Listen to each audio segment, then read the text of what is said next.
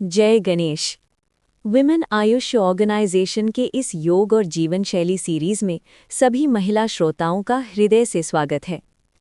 हम अक्सर सोचते हैं, मैं तो खाना भी सही खाती हूँ, व्यायाम भी करती हूँ, फिर भी रोग मेरा पीछा क्यों नहीं छोड़ते। आज हम इसी रहस्य से पर्दा उठाएंगे।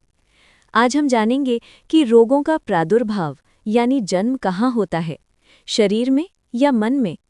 मानस आयुर्वेद स्पष्ट शब्दों में कहता है, रोगों का मूल कारण बैक्टीरिया या वायरस नहीं, बल्कि अशुद्ध चित्त है। जब हमारे मन में विकार आते हैं तो शरीर में जहर घुलने लगता है।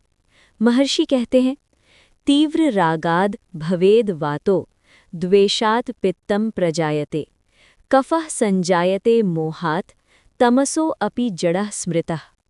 इसका अर्थ बहुत गहरा है, ध्यान से सुनिए। जब आप किसी चीज से बहुत ज्यादा राग यानी मोह या आसक्ति रखते हैं और वो पूरी नहीं होती तो चिंता होती है। ये चिंता आपके शरीर में वात दोष को बिगाड़ देती है। जोड़ों का दर्द और अनिद्रा यहीं से जन्म लेते हैं। जब आप किसी से द्वेष या नफरत करते हैं तो वो जलन आपके अंदर पित्त को भड़काती है। एसिडिटी और अल्सर का कारण यही क्रोध है।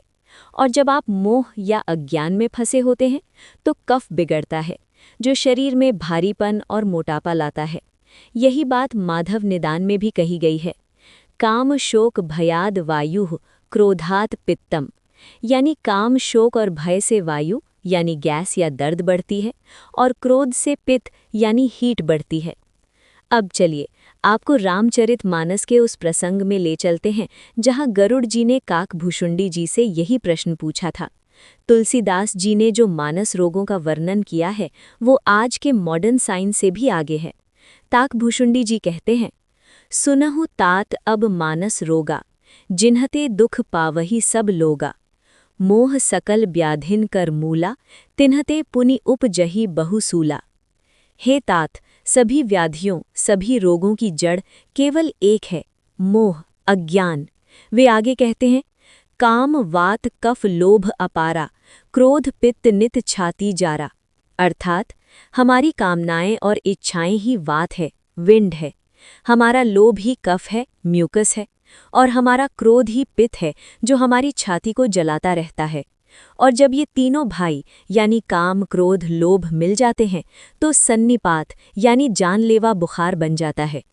प्रीति करहीं जो तीनों भाई, उपजड़ सन्निपात दुखदाई। तो अब प्रश्न है, इलाज क्या है? क्या केवल दवा खाने से हम स्वस्थ हो जाएंगे? नहीं। महर्षि पतंजलि योग सूत्र में समाधान देते हैं, योगस चित्त वृत्ति निरोधः, यानी मन की इन लहरों को रोकना ही योग है। लेकिन ये मन शांत कैसे होगा? पतंजलि कहते हैं, मैत्री करुणा मुदिता उपेक्षाणाम।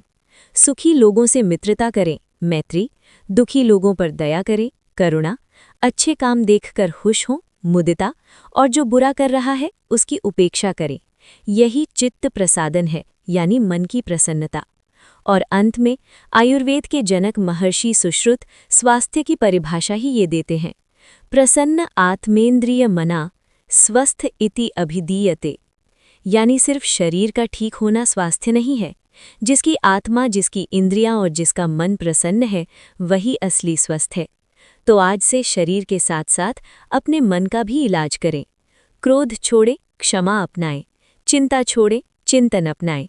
स्वस्थ रहें, जागरूक बने। धन्यवाद।